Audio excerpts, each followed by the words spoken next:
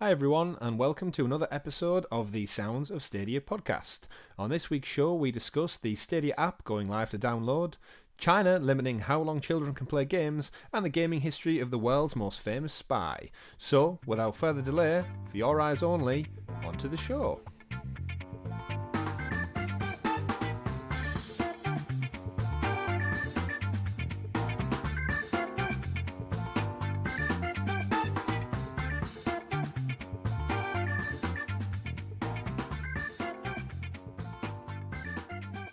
The name's Stadia, Sounds of Stadia, and welcome to episode 007 of the Sounds of Stadia podcast. Director, can we get a do-over? No, that's how I'm starting it. The name's Stadia, Sounds of Stadia. We hope you've all had a great week of gaming and you're ready for some Stadia chatter. So for your eyes only, let me introduce you to my co-host this week. I'd like to welcome back the man with the golden gun, the techie teacher. Does he have 3 nipples? Who knows? Mr. Thomas. What? The man with the golden gun. Oh, right. 3 nipples. Okay. Scaramanga, that's who you are. Hello there, Scaramanga. Exactly. That's supposed to be Sean Connery impression. Do you have 3 nipples, Tom? Last time I checked, 1, 2... Yeah, we're good. We're good. Good to We're know all you there. need to check to know that answer, but yeah, welcome. And our other fellow co-host, the man in the bowler hat, the man made it from many pixels, my little odd job, Richie. Hello. If you've noticed, I've took some time to actually write the intro this week. I'm not just putting it. I've dedicated for the record, you James Bond characters. Me and Tom did not know about this, so we're sorry. Yeah, So apologies. one is Scaramanga, one is Oddjob today, and I'll just be James Bond himself. I Naturally, need to buy myself a bowler hat. you do, you really do. That's Well, it you've got a party at the weekend that a bowler hat would probably fit into as well, so that could be fun. So yes, Richie, welcome as well. I hope you've both had good weeks. How in the living daylights are you both, gentlemen? I can't take it seriously anymore. There's a few more. You're both good though. You're both good, yeah. Oh, yeah, If fantastic. not, hopefully my rousing introduction has spanned you onto a good podcast this week. We've got some bringing some good energy, because we're actually recording in the evening now. So today, we've actually had a good couple of hours being awake, and we've had some food and stuff. Hopefully, so we're not as tired as we usually are when we record it. Oh, I'm not anyway. Oh, that's horrible. Fantastic. So, without further ado to a kill, let's crack on. As tomorrow never dies with this podcast, so let's kickstart this week once again by thanking all of our listeners out there who've been tuning in and watching the last few weeks worth of episodes and sharing some great feedback with us. So thank you massively. We do appreciate every one of you. If you're new to the show, remember you can find all of our activity over on Twitter at Sounds of Stadia, where this week we actually had some fantastic interaction from our friends over on the official Google Stadia account. We've caught someone's eye over there, but yeah, we had a good little bit of back and forth this week over the countdown to launch, and we shared our love for GIFs and the masterpiece of cinema that is Total Recall, which isn't a James Bond movie, but could definitely be a James Bond title for a movie, I reckon. 007, Total Recall, that kind of thing. But remember, if you don't follow us over on Twitter, you can still check us out on all the top podcasting platforms, over on YouTube by just searching for Sounds of Stadia. It's simple as that. So, speaking of Total Recall, I remember that one Arnold Schwarzenegger was the governor of a certain state in the US not long back. Can either of you two remember which it was? California. That is correct, That would Richie. be California, Chris. That is correct, Arnold. Which fantastically swings us over to our educational segment, which we call What's Stadia. And this week, gentlemen, we go to... California. No, actually, it's New Mexico, ladies and gentlemen. We're going to New Mexico. What a twist! You walked into that one, Tom. You did, I yeah. know. Like a shark tank full of laser beams. That's right. So what's Stadia this week? So we are all the way over to New Mexico. A couple of little interesting facts, not related to games, but as we know, this is a gaming podcast specifically centered around geography. So Santa Fe was founded 10 years before the Pilgrims landed at Plymouth Rock. Oh, wow. Okay. That was quite an interesting one for me when I read it, actually. So actually, yeah, we typically think of America as, English landing, damn Pilgrims. But no, Spanish were there in New Mexico in 1610. So actually a hell of a lot longer than the Mayflower arrived. Surprise, surprise. Who knew? Another good one is the first atomic bomb was exploded in New Mexico. So before they went over and hit Japan. They tested it out on their very own soil, as anyone smart would do. So yeah, New Mexico in 1945 was hit with an atomic bomb detonated in the desert. Who knows what's out there now? It's definitely a scene from some kind of horror movie, I'm sure. They're ticking over in the desert. And a fun one, which I had a little giggle at when I did read. Of course, do my long, in-depth research into New Mexico. Idiots are not allowed to vote in New Mexico. Idiots are not allowed. So what makes you categorically classed as So an idiot? this is actually one of those, those old rules that actually probably should have been updated by now. So it officially bars idiots from voting in the New Mexico Constitution. Keep in mind, back in the day, the term idiot referred to those suffering from some mental illness. Okay. So it's not actually idiot as you would define when you call your friend something when he does something a bit stupid. But no, this is actually someone with a mental illness. So unfortunately, they weren't allowed to vote. But I believe it's been updated. They're also not allowed to run for office. Okay. Okay, yeah, it does sound like it needs to be updated, to be honest. The more you know. Vote or run for office. And back to our animal theme, back in with that cash milk. Hey, bring it back. It's the money milk It's from the money cash milk. cow. Google Cash cow, the money milk. money milk from the cash cow. New Mexico has more cows than people. Okay. So yeah. So under 20 people per square mile, and there's around 14,000 ranches covering about 60% of the state. Nice. So Never short for a steak then. Oh, certainly not. Apparently, they only have most of their roads are dirt roads as well. Okay. So, but yeah, there's some interesting facts there about New Mexico. A funny thing I did see this week, though, and not relating to necessarily geography and running for office and voting and such, Donald Trump said he was going to help fund the wall on the borders of Colorado this week or last week. I saw it on Twitter. And it doesn't border with Mexico, though, does it? No, it borders New Mexico, but not Mexico, the country he's trying to keep people out of. Maybe he's just abandoning New Mexico. So want all that steak. Give it once back. again, President Trump showing his credentials there. Yeah, so no wall. Don't know who's going to pay for that. The cows, maybe. That Well, cash. didn't he want Mexico to might pay be. for it? Yeah, but New Mexico to pay for a wall between Colorado and New Mexico. That's a brilliant policy. Hey, why not? Why not? Why not? So, speaking of the lovely state of New Mexico, then, interesting facts aside, can you gentlemen think of any games that have featured New Mexico? Going back to the thing we started off last week, if you'd remembered. Absolutely. Can you? So yeah, absolutely. Really? New Mexico. I only managed to find a few, so if you've got one off the top of your head, I'll be impressed. Straight off the top of my head, this is one that I don't think Richie has played. PC title, very famous. Steam game made by Valve. Oh, Richie, any guesses? Not quite. Half-Life. Half-Life, you are Yes. correct. Half-Life is set in New Mexico. Every single title in the Half-Life series is set in New Mexico. You are correct, Tom. Well done. I'm potentially not wrong with Portal, though. It is a shared universe. Yeah. Big universe, though. That's, to be honest with you, though, Chris, that's probably the only one that I'm aware of. So. That's a good shout. There's a few that follow similar trends. Okay. It's very westernized. So, have you got any, Richie? Got any in that bag? I don't know. I was thinking there's probably some like UFO games with it being the site of Roswell. Oh, see, that's you'd But think so. I don't have You'd think anything. so. So you've got nothing in that bowler hat to pull out. No. Nothing. Right, okay, so I'll give you a few. Then very few. The ones that were unheard of. There was like a few simulator games and such based on farming and that. But I thought I'll stick with actual titles you've probably heard of, not some random PC ones. Call of Juarez. Okay. The gunslinger ones. Yeah. I think two iterations of those were on there. The game Gun, which was also a Western style, I believe. Never paid attention to where they were set. Gun, yeah. I don't think they overly mentioned them. Yeah. Obviously, Half-Life, Roswell. Wolfenstein 2, The New Colossus. Have you played that one yet, Richie? I didn't. I played through one, really enjoyed it, but then I was like, okay, I'm done.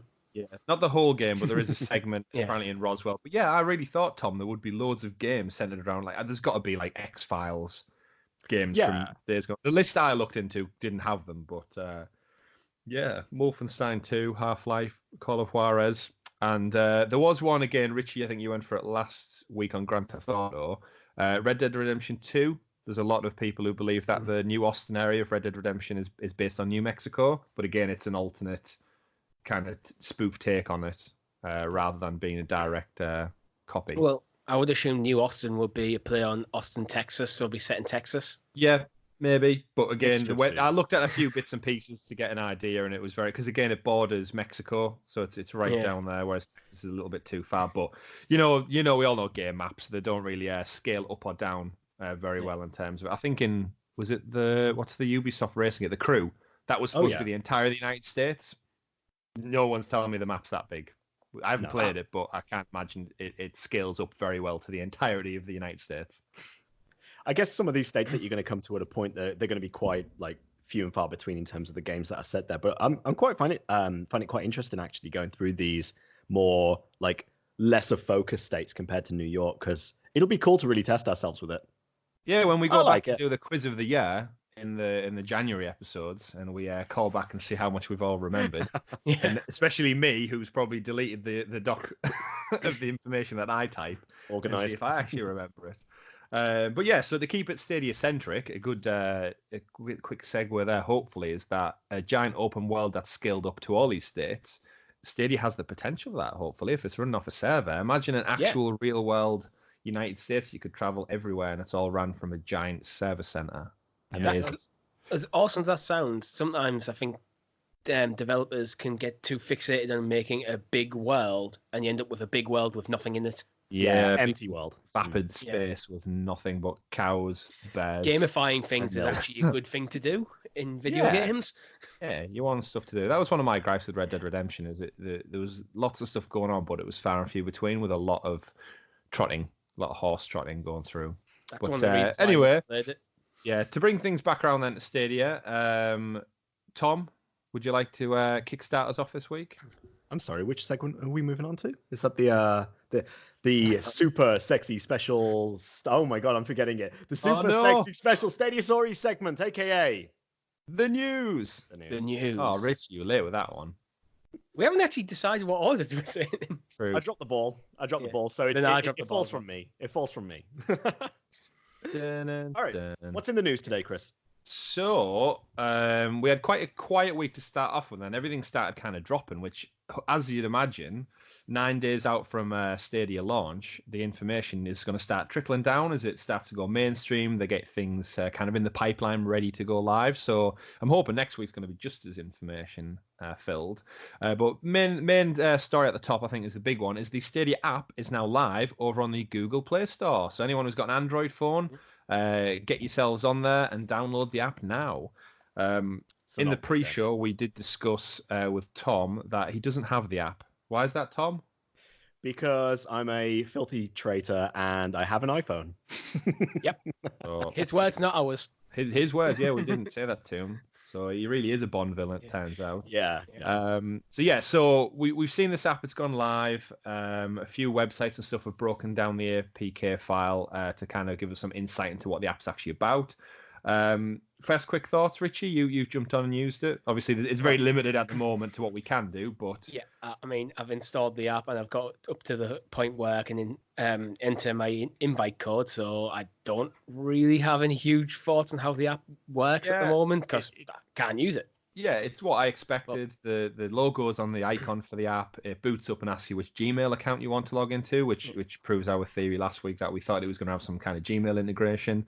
You can use it account or switch it. I did see some stuff online with people arguing that you couldn't use a corporate account, like a business account. Yeah. So if you had a business Google Mail account, apparently it doesn't let you in. It has to be a personal one, which I saw some people on Reddit and such and some of the forums moaning about, but realistically, it's a gaming platform. Like, why are you using, like, just make a free Gmail account? I was going to say they're free anyway, so why complain? Just make one. I'm sure if you've got everything tied into that, you probably need to separate your work and your home life a little bit more for whatever reason you're using a business account on your gaming platforms. But obviously, it's going to be a gripe for a very, very small minority. But it's nothing you can't just fix by quickly getting on Gmail and just coming up with something. In terms of the actual app, though, obviously we know this app's going to be used for account management. You mentioned before on the pre-show, Richie, that if you had the Google Pixel, it's going to potentially launch a Stadia kind of browser for playing the games. As we know, it's exclusive. You'd think it would have some kind of exclusive integration. But as far as we're concerned, and hopefully Tom, I'd imagine it's going to be out on iOS within the week. You'd expect there's probably just a few more certification hoops that they need to jump through on iOS. Yeah, we hope so.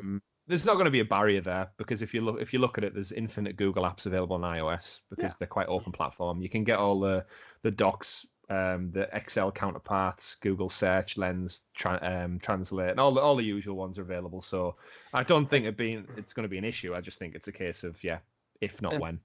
Yeah, to be fair, Google didn't actually announce the app. People found it, and then Google commented after. That's what I find quite funny about it. It's another case of not being told something. It's just like, surprise! I don't actually mind in this case because it's not out yet. They just basically preloaded it. It's there. People found it. I don't see an issue. Yeah, I completely agree. I think maybe obviously you can't stealth launch anything onto the internet nowadays, especially coming from a brand as big as Google. People are always going to get wind of it. But I'd imagine, there'll be a big announcement, obviously come launch when they start marketing it fully. But for the time being, I think the app's out in the wild now. You're very limited as to what we can do. I've seen people on forums suddenly start saying that they've got their invite code and they're in, and they're all lying to you. People trying to stir the pot a little bit. There's some bad Photoshop jobs out there. Yeah, there really has been. But there's the reality some quite funny ones as well. Yeah, but the reality is, the app's live. Great. Come the day when you get your email with your code, we'll obviously see a little bit more. Hopefully there might be a tutorial video that's going to come out to kind of accommodate it. But they have done a deep dive into the actual app itself. Did either of you two gentlemen look into the actual file reports and see what we dug out of it? Can't say I have, no. I read a bit, but I think it's quite techie. So Tom, this might be better for you to read than me. I'll take a look. There's some interesting stuff in there. It's stuff like initially straight off the bat, one of them was the Google Assistant is going to be featured in the app. It's going to be integral into it, which anyone who's got an Android phone will be familiar that it's built into it. It's just like Siri. It's just like Alexa and all the other variants. Goddamn Bixby on the Samsung phones. It's just like that. Essentially, there's going to be option. We knew it was going to be integrated because the Stadia controller actually has a Google Assistant button as well. So it's basically going to be voice integration for maybe launch Assassin's Creed. Hey Google, launch Assassin's Creed. Hey Google, record that screenshot, save the game, whatever it may be. It's going to be dictated by voice, as a lot of our smart tech is nowadays. Anyone who's got an Alexa or a Google Home or a Nest Home will be familiar with it. I assume that's going to link by extension to your Google Home then. Yeah, I'd imagine it's going to be hey so, Google. Load Stadia on the bedroom TV, and if you've got a Chromecast stick in that TV, bang, it's going to be there for you without having to plug anything in. Quite handy for me because I've got a few Chromecasts around the house, so it'll be quite easy to just jump in without maybe having to use the app. Yeah, the app's going to be used to obviously manage this and get Stadia up and running on a Chromecast. So if I can do that by voice, it's just an extra step that I don't need to worry about. Well, you can walk into your living room and go, "Hey Google, turn on Stadia," and there it is in front of you. Yeah. Load up Assassin's Creed, all I need to do is turn the TV on, if I've got a smart TV. All is good. Another thing, aside from the Stadia, is Chromecast Ultra got a firmware update as well. Again, they've just drilled into the app's actual file details, so a lot of it is techie. To be honest, I'd recommend anyone interested in this, just go to 9to5google.com and give the article a read. It's definitely worthwhile. It's quite a lot in there, various different things. Yeah, but the one caveat I want to put in there, they do say this is the current version of the app as it is, and there's probably going to be an update soon. Day one patch, obviously it's in there, but it's going to update come launch. Yeah. Some of it is locked off, so there's specific kind of detail in there that says it's not available yet. Which again, once it goes live, it could all change come the 19th. One of them was potential crossplay. So it was in there again saying that that says that it was the games that allow players to play on different video games hardware simultaneously. What that means, it could just be a spare line of code. It could tie in with Destiny being one of the launch games. We just don't know yet until all this stuff goes live. The thing is, hardware as well could mean anything from playing with PlayStation and Xbox users to someone playing on the Pixel, someone playing on the Chromecast. That's what my thought went to as well, right there. Is it actually are we talking like cross brand, or are we talking like literally cross device?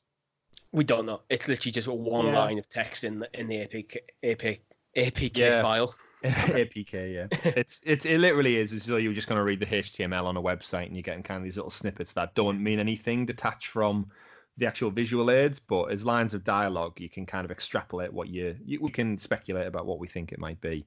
One of the ones was trials and demos as well. So they've pulled out some information where there's text that says games available for demo, games given for trials, and no buy flow for free trial, whatever the hell that means. I haven't got a clue. Again, this is probably going to be just in with if you see a video on YouTube or you see a video on Stadia or you want to play a game, they could just drop you into the server for a time limit. That's the benefit of you not having a download any. You can just jump in and play it for 5-10 minutes, and then they can kick you out when your time's up. It'd be nice to see. It reminds me a bit of, I used to have a Resident Evil 2, the original Resident Evil 2 demo. I think you had like 2 or 3 hours. It's effectively the entire game was there by the time limit. Play as much as you want, get as far as you can, and once it gets to 2 hours, you're done. A real speed run challenge then. Yeah, I think there is probably people who speed run that. That wouldn't some surprise glitches me. and things, but yeah. I smell a YouTube video series, gents. Oh yes. I but mean, we've I'm not all a got speedrunner, fun. so.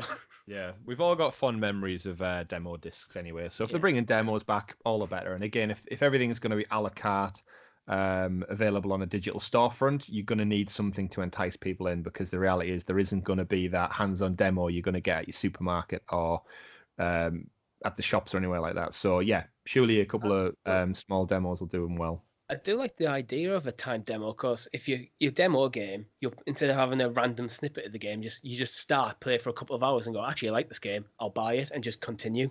But yeah, I mean, if you think about the architecture once again, it's already in place. The game's already there on the server, so it makes it so much like easier to set up. Really, you just load up the same game software and then just literally just put a timestamp on it and say like, right, after 10 minutes, stop. It just shuts down. It just says, right, that's it. Demo's expired. Cheers for playing. Thank you for playing. Do you want to buy it? Yes or no? Get out of here. Yeah, certainly. Maybe not that mean. Get lost. Buy our game now. You never know. You never know. Another point that dragged from the article was the Founders Badge, which we knew was coming. We speculated over that on some of the screenshots that dropped at the Made by Google event. It looks like alongside your gamer tag, there's going to be a little cluster of stars as a Founders Badge. Oh, yeah. Thanks, there's a Google. bit more to that actually, on this Founders Badge section, because they say Founders editions will get given the opportunity to register a unique Stadia name, which the Founders Badge will be displayed next to. Non-founders, includes the Premier Edition, will be just getting a number. So I wonder if this is your account information, and then your display name is separate. Okay. So, Richie, do you have any experience using Battle.net, like for Blizzard games at all? Not recently, but I used to play World of Warcraft. During Lich King, so quite a while ago. So, Battle.net by Blizzard to run, it's their launcher that lets you run all of their games through it. They have a similar system where you've got your account sort of name, like a gamer tag essentially, but every single one of them comes with like a hashtag number after it, and that makes it more like a unique ID that someone can refer to you to. It's usually like a 4 or 5 digit code there, but it's given to everyone. So I wonder if they're going for that sort of approach here. I don't really know why they do it, but it is just something they do. But looking at the screenshots right now, I do see next to the Founders Badge, you've got like the profile in the middle with the Founders icon, but the ones above and below it have got that hashtag ... That'll be the number, Yeah. All right. Okay. So as founders, I get a unique whatever you want. So we don't have a number, perhaps. Yeah, we have a name instead. Yeah. We're a person. Yeah. We have feelings I too. am not a number. You non-founders are just a number on the spreadsheet. Yeah, we're acknowledged really as people. So another interesting one was they had controller detection was also found in the source code. So they found a point that referenced Sony, Nintendo, Yeti, and generic, which presumably is just obviously all controllers work and keyboard and mouse. So I'd guess this is where the app is going to search for controller detection, and it's going to pick out what particular item that you're using, and it's going to line your controls up alongside that. Yeah, I imagine a lot of this is fair. I'd imagine a lot of this is overlay stuff. Yeah, pretty much. I was just questioning actually what Yeti actually was, but I've just thrown it into Google and I've just seen that Google actually have a patent. It's also known as the abominable snowman. Okay. All right. Just in case you're going to go down that Google rabbit hole, I'll save you the time. Okay, so it is actually like they've got their own patent on another controller by the looks of things. Ooh. The Yeti controller. Is that for people with big hands, do you think? Maybe. We'll Did you find say out. Mabes? I did. Mabes. Don't. Oh, Don't Mabes. go there. Yeah, Oh dear. mate. So essentially we've seen the app's been broken down then, and we've got a little snippet into it, but thankfully we don't have too long until we actually get it in our hands, up and running, and we can kind of twiggle through it. In terms of the app itself, is there anything you two are particularly looking for to get from it? I'd like to be able to see friends on it and just be able to sort of like message through the app as well as through the like the UI. So actually, just with you saying that, it's reminded me that I did read somewhere regarding voice chat and such with it. It's going to be ran through the app, but there's also going to be an option of text chat. Did you say running voice chat through the app? Yeah, Hello, almost like Nintendo. As an option. No one likes that. But again, As an option, it's fine. As an option, it's especially fine. again if you're like launching it on like a Google Pixel through the app, then that's where you want your voice chat. So Yeah, if you are limited to what you've got at your disposal, but in terms of it, what I found quite interesting, said it was going to create group conversations. So it's actually going to be a bit like Discord, I'd imagine, where everyone who's playing the game in that party, you're also going to have the option to send text as opposed to just voice chat, which I think could be quite handy on a mobile app, because I'm sure we've all been there on PlayStation, Xbox, and Nintendo and such, where you can't really type that quick using a controller with an on-screen QWERTY keyboard layout. Whereas if you've just got your phone at the palm of your hand or sat on the chair next to you, it's really easy to quickly pick that up when someone maybe drops offline, or they're being really quiet, or the microphone's not working, to just jump in and text message them, essentially. Yeah, I mean, the PS4, it's something really simple, but the PS4 second screen app does that quite well with letting you type in any area where you can actually type on screen. But I like the idea of being able to like manage the social aspect of my gaming as well through the app. So like if I load up a game and I see like my mates on the app or in a party, I could just hit join on there, and immediately in Stadia I'm in the party, and I could just, with my controller, headset plugged into it or wireless or however we were going to do it, just be there. Like I don't have to go through menus and doing it. I could literally do it from my phone. I kind of want my the app on my laptop now, because quite often I have my laptop on the coffee table when I'm playing on my PlayStation. So I have things like WhatsApp open, any social medias open there. So this could be a good way of like, text chat. I'll have the app open with whatever party I'm in on. So while I'm playing, I've just got like literally an actual keyboard in front of me. Yeah, certainly. And I'm sure Google are looking at that, because if it is running on an actual desktop PC or a laptop, having it run from purely a Chrome browser seems like a lazy effort to kind of promote your own brand. You would want them to be in almost like their own launch system. Even when you download things like Steam and stuff and the Epic Store, you still have that kind of shopfront launcher downloaded. So it would make sense for it. It wouldn't be too difficult to do, to migrate them across. And yeah, you're right, Richie. I think built on Chrome. Yeah, even if it is as in Chrome, Chrome, I'd make it lolook differently. Yeah, I'd hate to think Stadia becomes something where you literally just open up your internet browser and type in googlestadia.com, and that just seems like a really rudimental way of getting you into a multi-million server Google like database of games. It just seems like a really cheap way of doing it. Yeah, it I was seems just about to professional say, as I'd want.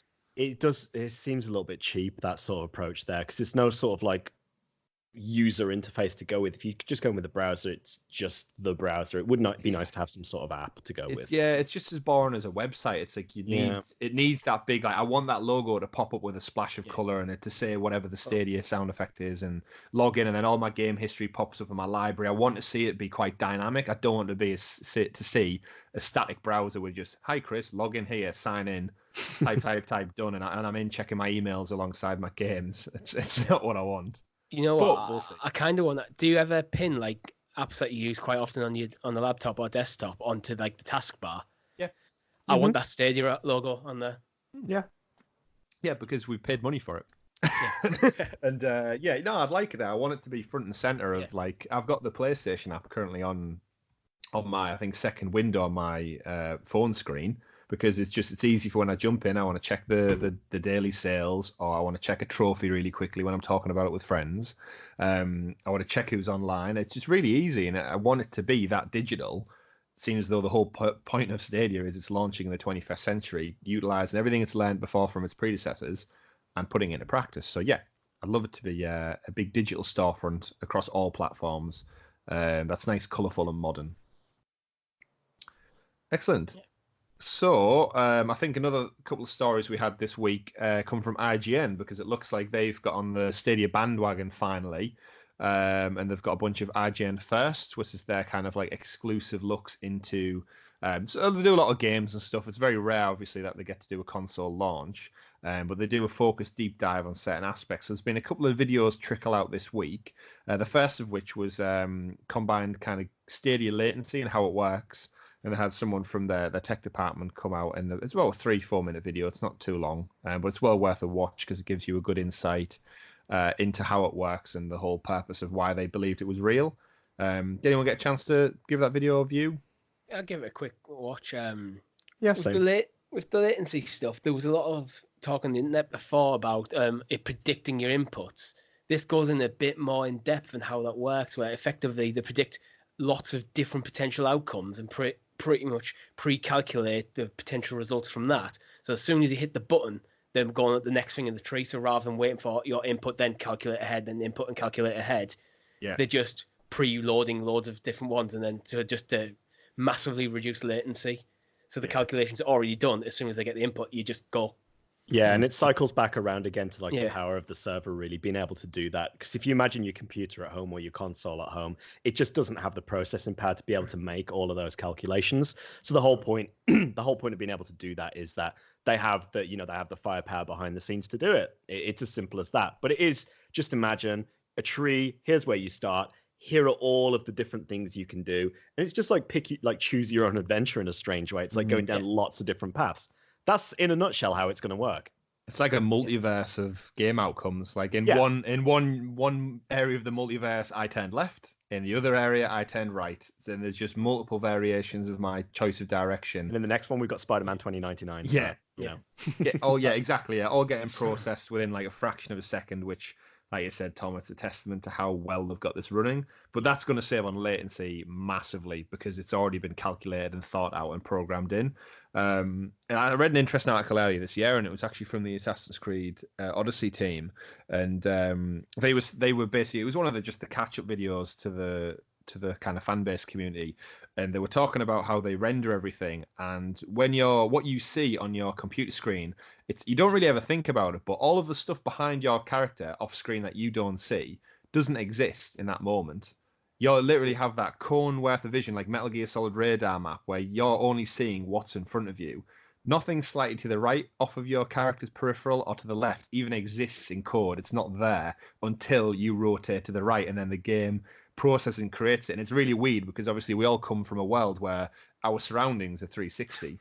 We were aware of them, but when you play a game, I think we forget the processing power and the kind of the coding that goes into creating this infinite world generating within a fraction of a second. it's almost sort of philosophical in a way. It is, isn't it? Yeah, like we all know that no one's in the room with everything us right behind now. me right now. Is it? Like I there? can see it, but is that my brain just processing what I can see, what should be behind We me? live in a matrix, guys. It's a simulation. Well, you guys can see what's Wachowskis behind had me. Is it real? I don't know anymore.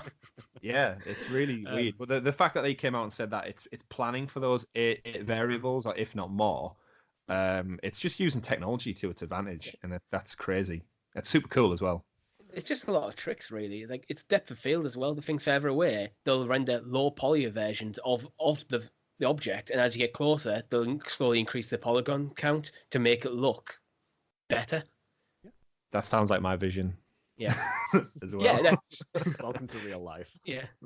It really is. But I just think it's really interesting to dive into, and I'm really glad they're starting to do these videos and kind of get out there a bit more detail about the tech, because then everybody, I feel like, who's done all these YouTube videos of slandering Stadia and pretty much writing it off before it's even a thing, these little kind of big interviews and discussions around how the tech actually works, people look at it and they can no longer say, oh, it's witchcraft, because we've actually got feasible examples that you've explained it. But I think some people are just again adverse to change. They can't comprehend that without having a console in the living room, how it's going to do it, how it's going to work.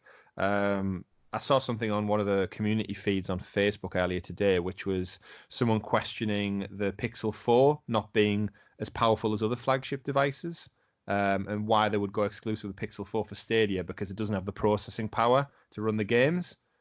To which immediately I'm like, the whole purpose of it is it doesn't matter regardless of the power of the device. It's running from a server. You've not got the memo there, guy. Yeah. And it's just gone straight over so his much that train. And yeah, so There's he's so on. much He's stuff on in a the Facebook. Yeah, so he's so much on a stuff in the Google Facebook. You go. community. Yeah, he's on a Google community. He's signed up to it because he's clearly interested in Stadia. Yet he hasn't took 10, 20 seconds of his life to read about how it's different and how it works. And there's going to be so many of that. If you think this is someone who's been out there and signed up to a community page, which you need to be approved for, what's the general public going to be like when it comes to this? Trying to sell it to mum and dad who are like, what do you mean you don't need a console in your living room? Like it is a hard sell, and I understand that, but I think with all the technology, once it's been proven, as the next bit of story gets onto, and people see it in real life in a scenario, something tangible they can relate to, they'll start to buy into it. And that's when things like keeping the cost down and the graphic fidelity and stuff and the comparisons start to come out. And this is where it starts to build mind share in people's kind of gaming worlds. In part, that's what we're for. That's why we're getting the cool blue controller and the little icons next to our name, because we're the ones who are basically going to go, yeah, the shit works. Yeah, I hope so. Yeah. But as we've been saying, what we're doing is the test, isn't it? Yeah. It's not like, okay, yeah, they might have had like alphas and betas behind the scenes, but really this is like the mass open beta. It's not really soft open. launch. We had to pay for it. Yeah. You can do all the plumbing, but until you turn the taps on, Boom. you don't The know house what's going to explodes, happen. apparently. Last thing you want is get wet socks. Nobody wants wet socks. On a quick segue of that right there as well, we'll get some more information. Wet socks? Yeah, wet socks. No, the news story. On a quick segue, we've got an AMA upcoming as well on Reddit with the director of products over at Stadia as well. So we might get some more answers about the actual tech and all that sort of stuff from there too. But I know we've got on Reddit, for anyone who's on the subreddit r/Stadia as well, we've got there's a nice rep over there, Grace from Google, who's she's very forthcoming with her answers, and she's even said things like, we know you're asking all questions about delivery and all that sort of shit as well here, so we are going to answer them, but just wait till Wednesday. So hopefully come Wednesday we'll have a lot more info. We'll have to send one of our reporters down to that AMA. Shall do. And see if we can He's get looking some at you, questions in Richie. as well. Yeah, Richie. Yeah, I mean, I'll be tuning in. Take your little bowler hat down. We'll get your little cigar, and you can take your little notepad. Reddit isn't a physical place, Chris. Yeah, I'm visualizing it though in the cloud. I'll be sat on my couch playing Persona without my laptop. You can still wear the bowler hat and your cigar. And Okay, I wear a bowler hat and cigar. No one will be able to see me, but I'll do it. as long as we know you're doing it, that's perfectly fine. But yeah, I hope that really does, because there's people sitting on questions who want to know answers, and hopefully they're not going to be too candid during the questions. I don't want loads of corporate fluff. I'd love just some straight talk, and we know you've been asking for XYZ. Here is a straight answer. Even if they don't know the answer, I'd appreciate the honesty of, we're not sure right now, or we're not ready to tell you right now, but watch this space kind of thing. Just build that energy and build that excitement around it, because we are literally 9 days away. Absolutely. We've seen some incredible AMAs on Reddit as well, but then we've seen some absolute bombshells, like the EA AMA about Star Wars Battlefront 2. That went down like a ton of bricks, that did. So yeah, hopefully like Google a have got Star that. Destroyer. Like down. 2 Star Destroyers colliding in the night. So hopefully Google have got their good guy hats on, and they'll come out, as you say, not giving us any of this corporate fluff, and just kind of need to.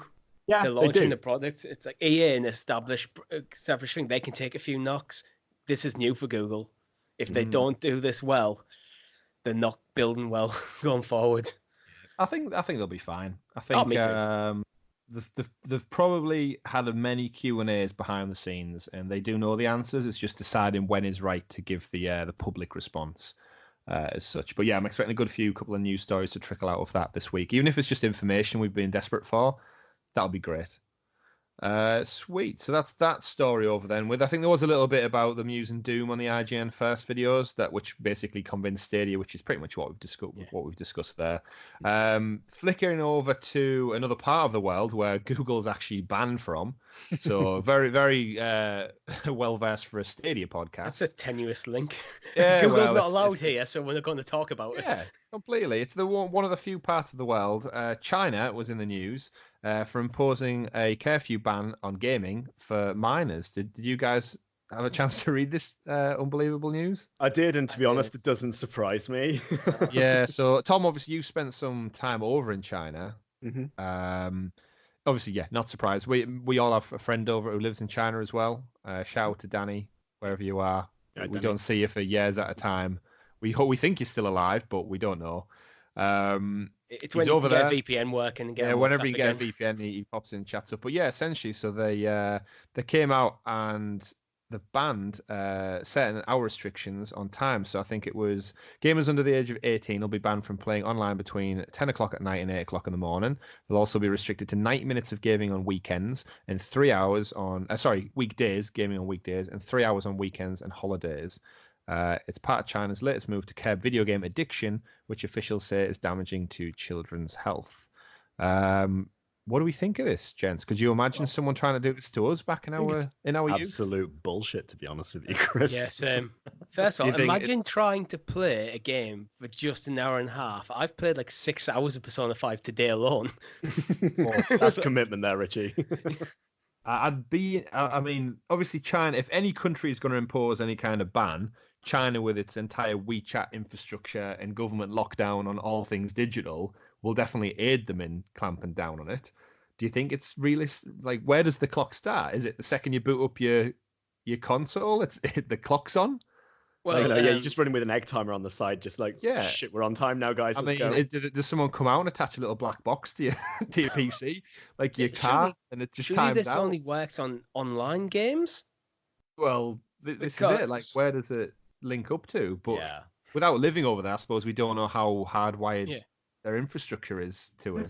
The thing that strikes me really strange about this story in particular is the fact that, you know, it is one of the biggest, well, it is the world's largest gaming market, and they're really pushing things like esports and competitions and stuff like that. And as a big esports fanatic, like the League of Legends World Finals were today, and the team that won it, spoiler alert for those who haven't watched it yet, was a Chinese team. How old were they? So they're sort of like 18, allegedly 18. If they're 18 and over, they're good. If not, the careers are over.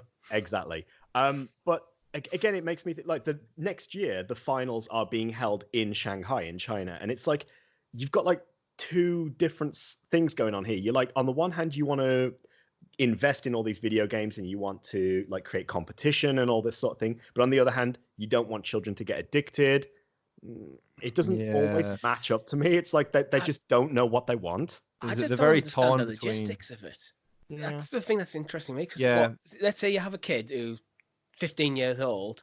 They're stick to the curfew, but you are an adult and not. So what's to stop the kid using your account? Yeah. Like, how does that work? There's going to be a man from the government A station. man from the at government everybody's turns up and house. goes, put that controller down, Sonny. It's that camera in the corner of your room. It's just watching. Always. Yeah, you never know. It's one of those things where I think governments sometimes are so detached from the gaming industry. We've seen it with age ratings in the past. We've seen it with agendas with gun violence in the United States when they basically blame it all on games, even though there's no statistical evidence to suggest it supports That's anything like that. to be honest. Yeah, and It's nothing again, more. this is again just scaremongering, and I think China's had a problem with their educational grades have been down year on year recently, and again they're just looking for reasons, and a big part of that is video game addiction supposedly.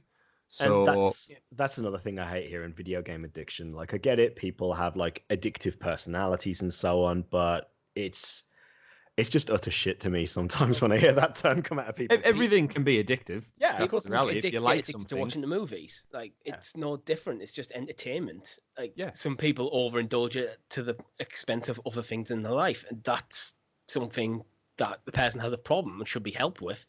Yeah. I don't think you should punish everyone in the country for it.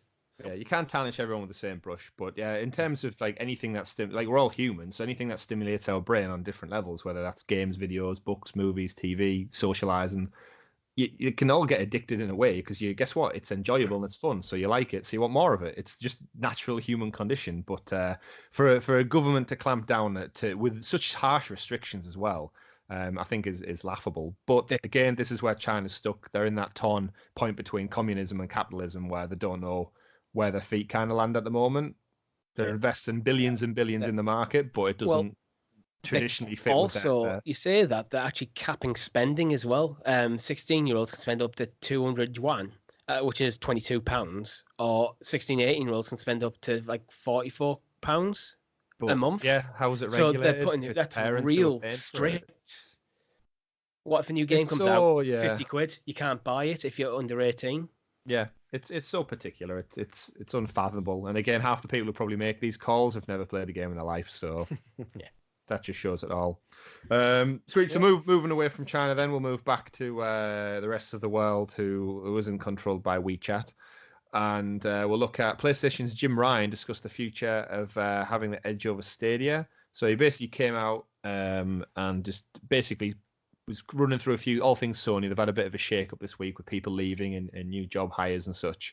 Jim Ryan came out and basically said that they've got stuff in their pipeline to compete with Stadia, and he feels like they've got an advantage, whether it's exclusive games or not.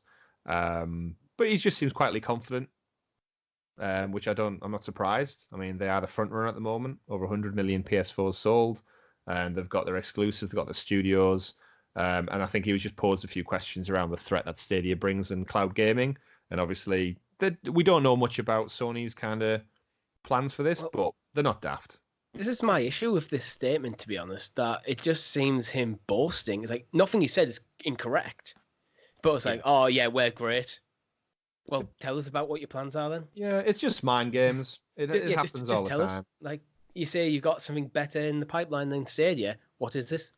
Yeah, but do you not just think that he's waiting to see how Stadia does? Like, why show all your cards when you only have to wait another week and a half before Stadia either does really well or it doesn't it lands like a lead balloon. So then don't make a statement now. It just seems a bit if he's asked weird. about it, again, we've just said about we want Stadia to be open and honest. So I'd rather he said something this as opposed to just we're not ready to talk about that at the moment. I don't know. I kind of would have him say we're not ready to talk about it because he didn't actually say anything that we don't know. Yeah, we've got great first-party studios. We agree.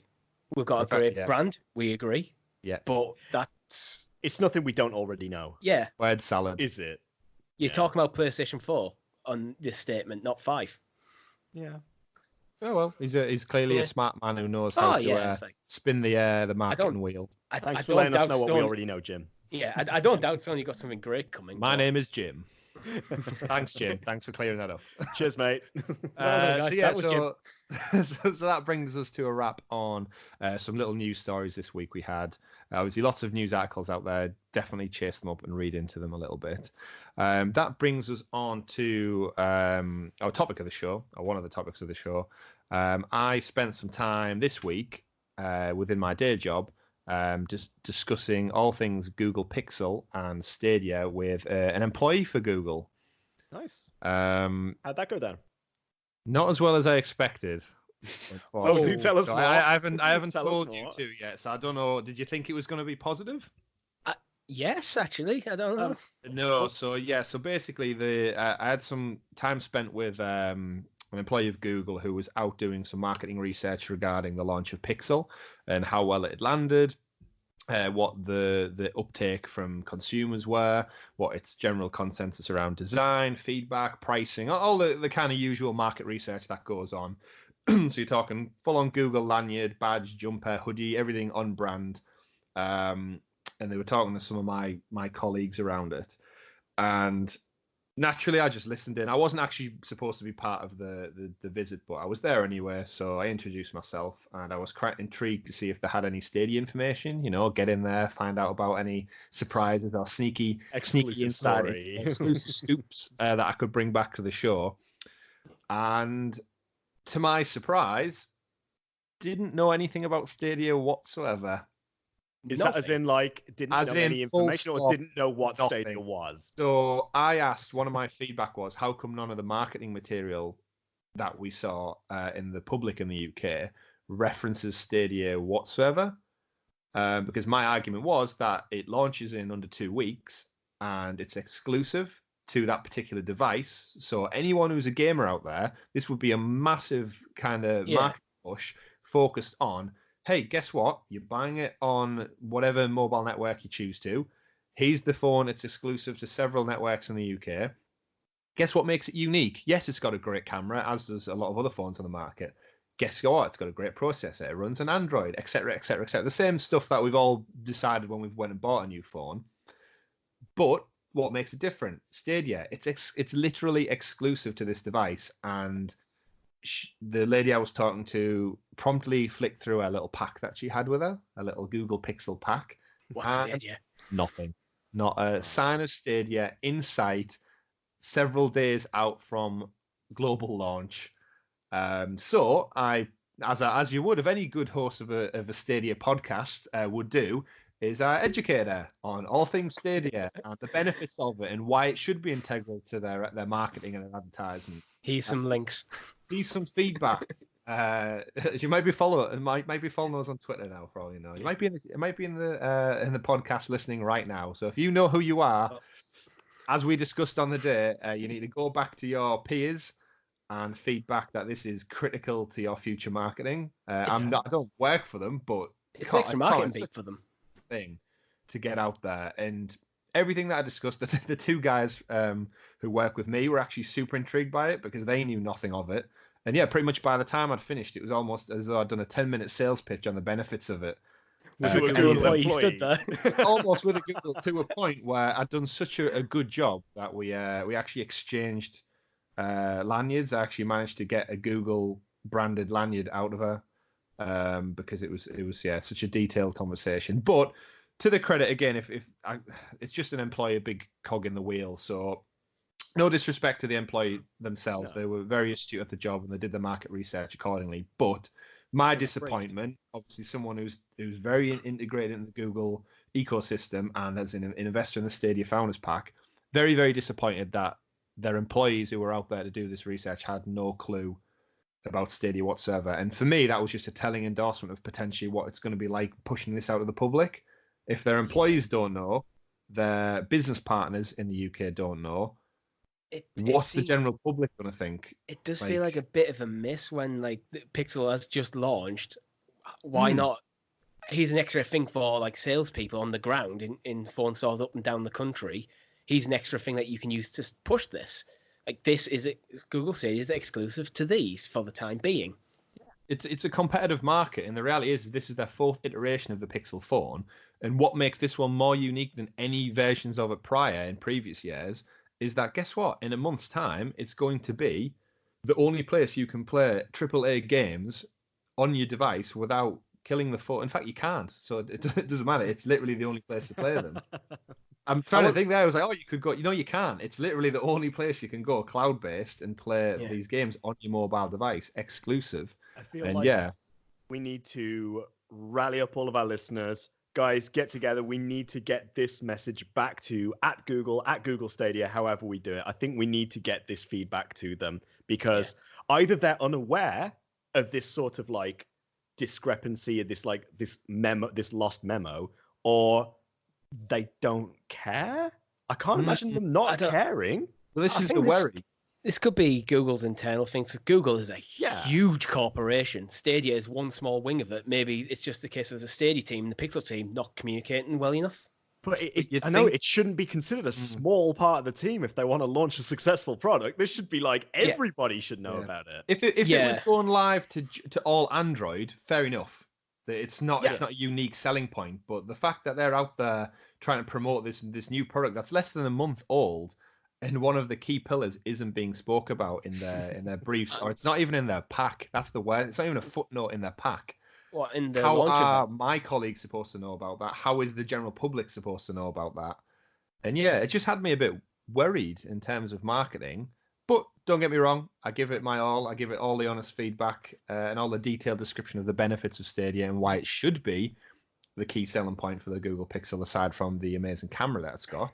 You did the best you could do. I really did, yeah. Aside from taking a badge offer and going to work on behalf of Google, which, if you're listening out there, successful podcast. Headhunters. Running. But no, he could sell snow to Eskimos. it may all change, hopefully, in the next couple of weeks when it does go live. But yeah, from a personal example I had this week, I was just a bit surprised. Yeah, I would be as well. Especially considering Stadia was talked about in the Pixel 4 event that they had not the other month. Yeah, Stadia was there. They're marketing these things together. Well, yeah, that's it for me. When she showed up in all of her Google gear, I thought this is the first time I'm going to have some hands-on discussional time with a Google employee and talk about Stadia without having to obviously I've spoke to friends and family and colleagues and stuff over the last couple of weeks and months, with very different levels of interest or knowledge. But seeing someone come in employed by Google, I just thought, oh, this is the first time I'm going to be able to talk one-on-one about all these amazing upcoming things, aside from you two on the podcast, which we talk about. I'm actually going to have some really good, honest feedback from another employee. And the fact that I was hit with a brick wall of nothing it was a bit downheartening for me at the moment. But then Stops obviously, in your tracks, doesn't it? Really? It'll get fed back, no doubt, because I'm sure if their generic feedback they're getting from all over the country is the phone looks great. The price is good. People seem to like the color, and then this individual comes back with an entire spreadsheet worth of Stadia information. I'm hoping it's going to climb its way up the ladder to some degree. But anyway, rant over. I'm finished. Hopefully, I'll come across some more in the next coming weeks, and we'll get a bit of an update from how it's going. Because remember, it launches in 9 days, so you like to think they're all in they're going to be in the briefing rooms end of next week, ready to go live with all these questions that they're going to be asked up and down about anything. Because I presume it's going to be on sale in places like PC World, Curry's. You're going to be able to pick up your controllers eventually on the high. So absolutely. Someone needs to get out and brief these teams on what the hell it is. And all the Chromebooks have them, and all the phones have them. So all the TVs have reps. So we'll see. We'll see. Right. Any questions on that, gents? Or have I covered it all off in detail?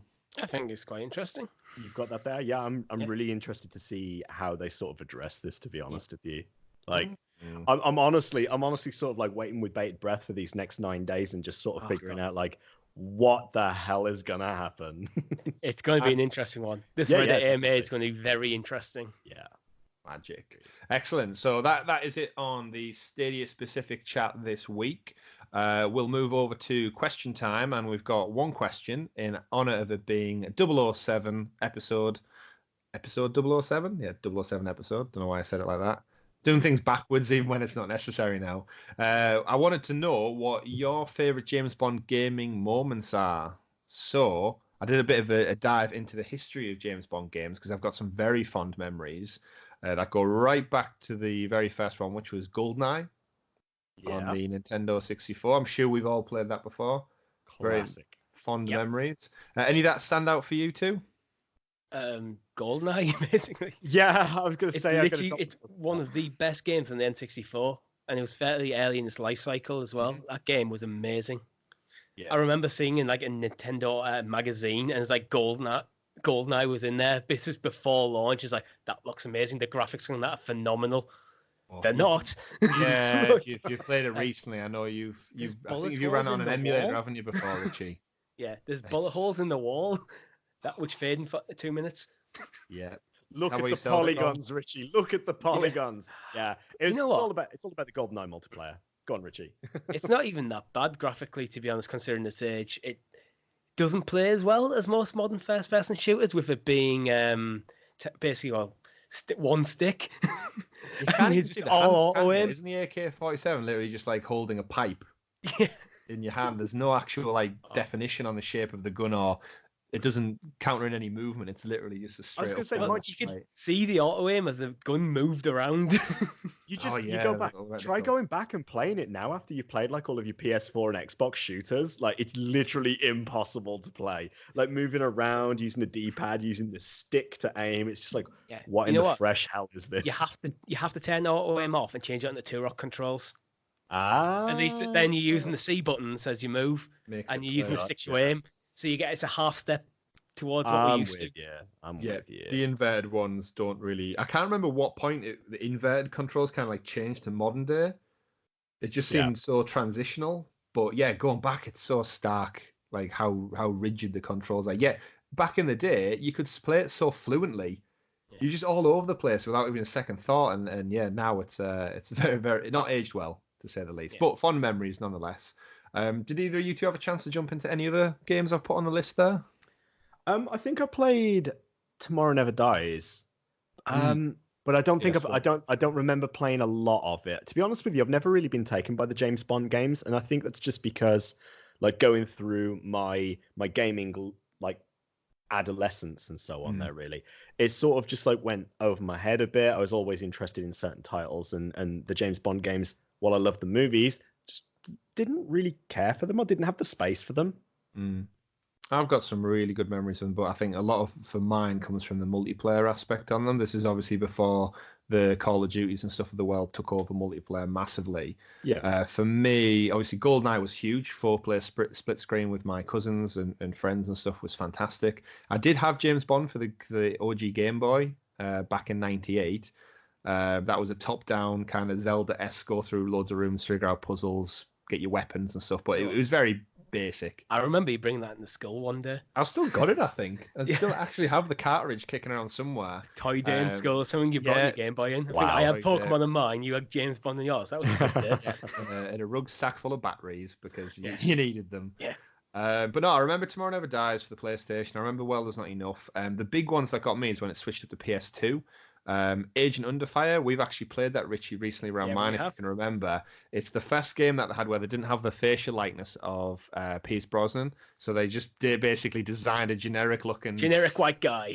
White guy, dark hair. But we just thought, going back and playing it, it was so hilarious, because obviously Bond's campy and cheesy when it comes to the things and such, but every single time we finished any kind of objective, no matter how big or small, it would play the James Bond dun, dun, like successful noise.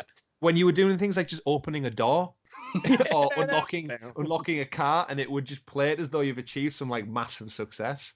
It was just hilarious. We played through the first couple of levels once we got used to the controls, and it was a really good throwback, but just an all-around bad game. But what I do especially remember is in the multiplayer, you could turn gravity off. And you could also had a grappling gun, so you could essentially float around the multiplayer map using a grappling gun, essentially, to kind of move to navigate your way around. And it was so funny. Not as good as DK mode and GoldenEye though. No, not quite as good as that. But yeah, then moving on, I had Nightfire as well, which did have Pierce Brosnan's likeness and had a bit more of a better contained storyline. Just another shooter, essentially. But for me, the biggest one that I pull out of this list is one of my favorites is Everything or Nothing. On the PS2, because this was the first time they'd branched off from the movie tie-ins. So this was a story specifically wrote by the guy who wrote GoldenEye. It had Pierce Brosnan's likeness. It had Judi Dench in there as well. It had William Dafoe as the bad guy. It had its own theme tune, and it had the Bond girl who was, I forget her name, but she was the one in American Pie, Nadia in American Pie. I forgot what the actress is called. But she was in it as the Bond girl. It had its opening cinematic with tanks and everything, and it's really, really a good game. It's third person, so that went from the first person perspective. Really good story. It was sponsored by Porsche because all his vehicles are Porsche in it, so out was the Aston Martin. But yeah, you had traversal down the side of buildings as they're exploding. You had racing on a bike. There was one moment you had to try and catch it with a train on a motorbike, and as the train goes over a bridge and the bike goes down and falls into the canyon, Bond does the Bond sound effect and grabs onto it. But yeah, Willem Dafoe is the bad guy, man. That's like great. Imagine that in a modern graphics engine with that cast. Yeah. And officially set up. So I loved it. It was great. And then unfortunately, they moved on to reboot GoldenEye for the PS2 with Rogue Agent and messed everything up. Yeah. To be fair, we are talking about an era of games where every time a popular movie was coming out, there would be a tie-in game, and they were usually pretty rubbish. Yeah, like licensed tie-ins always were. Yeah. So yeah, GoldenEye Rogue Agent followed, unfortunately. That put a bit of a dent in it. Then they had some genius marketing department thought, we'll go back and do From Russia with Love using Sean Connery's likeness. Because that's what you need 30 years detached from the original. Yeah, that's what everyone's expecting in the market, isn't it? Yeah, so they tried that. That didn't do very well. Then they did 007 Racing, because obviously everyone had a racing game back then in the early 2000s, in the mid 2000s. The Mario Kart effect. The Mario Kart effect, yep. And then finally, from EA's standpoint, because it was EA who made all these games, they did have a Casino Royale game that was due out in line with the Daniel Craig movie. Couldn't meet the time commitments, couldn't get it out on time. Scheduling wise, so they scrapped it, which led to MGM actually losing quite a lot of money in the millions in licensing fees, which meant EA basically backed away from doing franchise games and focused more on their own IP. That's quite a dick move that MGM lost out because EA cancelled the game. It depends where the marketing agreements were, I suppose. If they owed them a game as part of the contract and then they couldn't meet it on time, then yeah, money gets lost. shareholders want their cut from what they agreed to, and yeah, that's how it goes. So EA backed out. Activision took over. They used their Call of Duty engine, I believe it was, to do Quantum of Solace for the next movie. And Terrible film. Yeah, terrible film, and the game didn't do that well either. But then they did GoldenEye 007 for the Nintendo Wii, which was again another GoldenEye trying to get that nostalgic vibe. I briefly played that before on the Wii, and that came out in the wrong hardware. It's not the same. Yeah, goddamn nunchucks.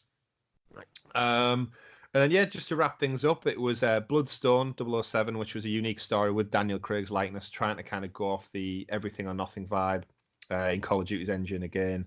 Okay. And then 007 Legends, which was it was a game designed on about 5 different stories from across the Bond era, so older movies, new movies, kind of put them into one big game, and again it kind of floundered. And then Activision also decided to focus more on their own IP and did not want to promote other people's franchises.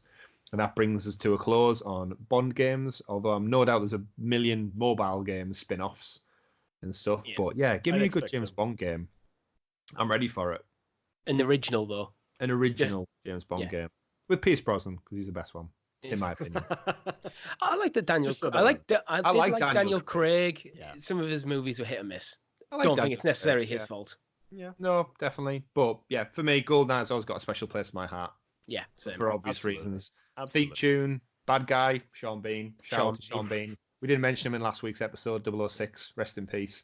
But definitely. Sorry, mate. Sorry. But yeah, it had it all. It had it all. Dead like in everything else. So that brings us to pretty much a wrap up on this week's episode. We'll skip the Game of Shame list, I think, this week because we spoke about a lot of shameful James Bond games there. So that'll kind of fill that bracket for this week. What have we been playing, gentlemen? I know it's been quite a short week in terms of new releases and such that we've personally been interested in. Richie, you mentioned you've been plugging some hours away into... Yeah, because I've been kind of, for the last month, between games, not really wanting to invest anything with knowing I'm investing in Stadia. Yeah. And, well, PlayStation Now brought out Persona 5 as one of its temporary games for, I think it's up to, like, February. So I thought, yeah, it's a game I'm interested in. Let's jump in it, give it a go. Excellent. So Persona's always one that I haven't really had that much attention on, but I know it gets a lot of praise. Yeah, that's it. I like JRPGs, but most of my experience with them is either Pokemon or Final Fantasy. Yeah, I've actually seen the Persona 5 anime before. That was pretty cool. So I thought, that's why it's been a bit on my radar, but just never got round to it. And with it being on PlayStation Now, I thought, well, let's give it a go. Might be worth you, if you really like 5 as well, go back and try 3 and 4 as well. If you played either of those before. No. This is my first experience with Persona. Yeah. So 3 was the first one I played, and just like sequentially just followed through with 4 and 5. But I love them. I'm like you, I'm a big anime fan. I like JRPGs.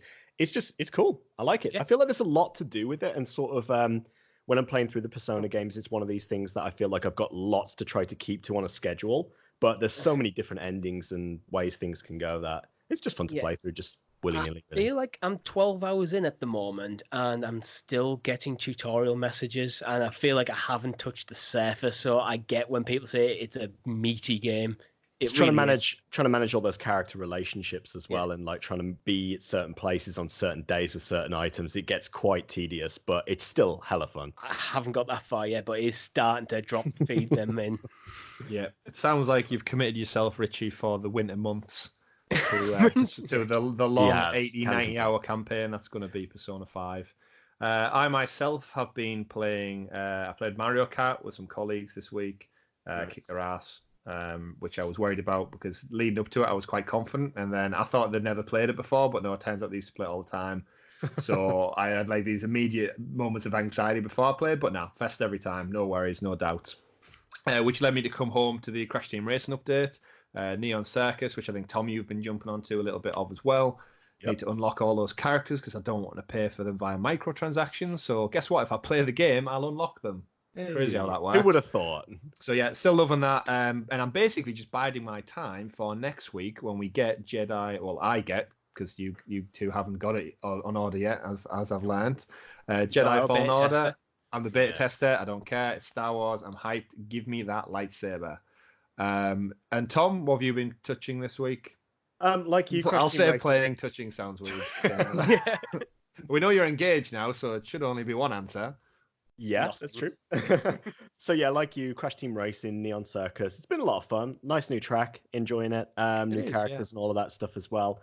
Not sure if I'm starting to feel the burn on it a little bit with like GP after GP after GP. Like I get it, cool, new stuff is getting added and we're constantly getting to unlock new things.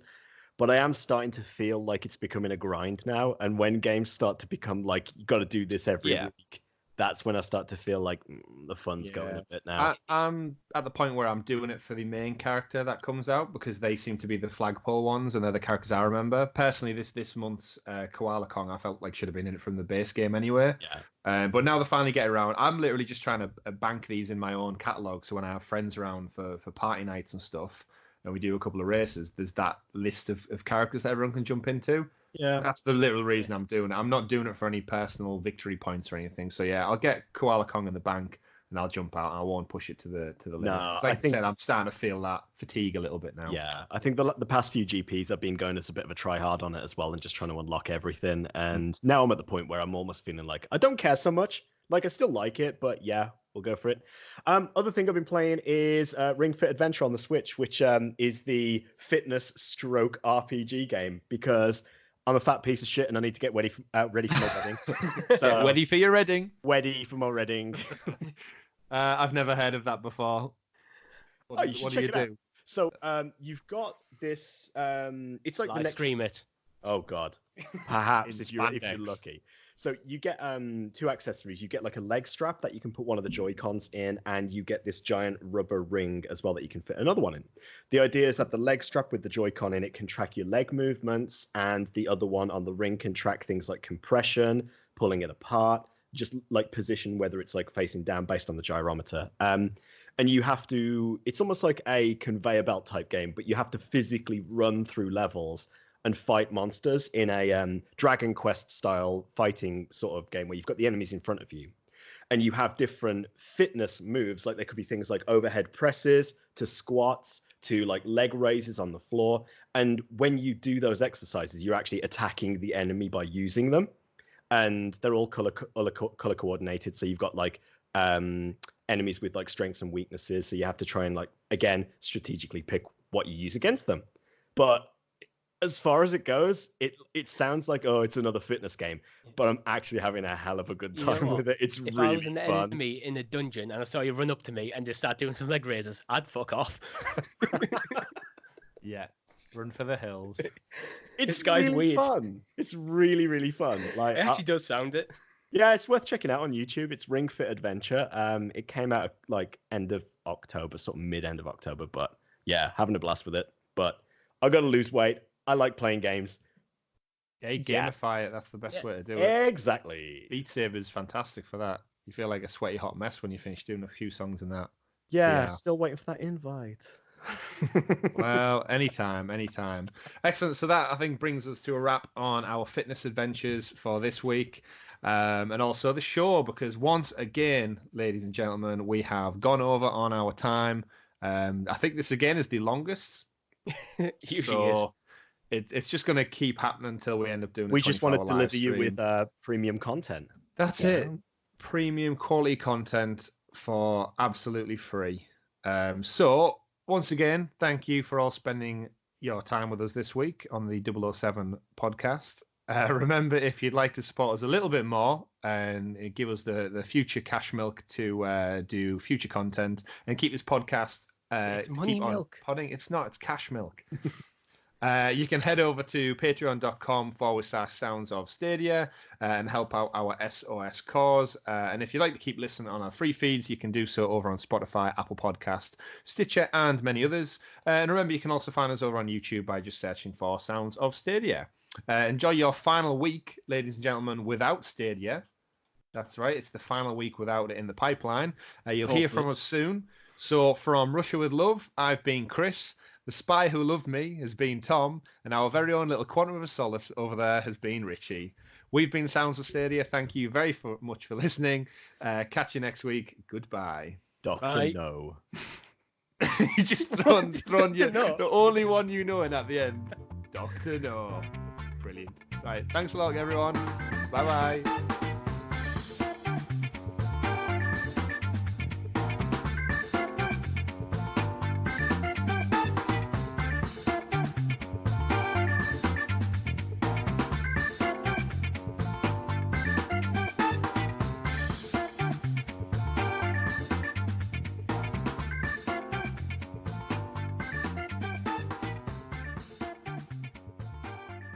Sounds of Stadia will return.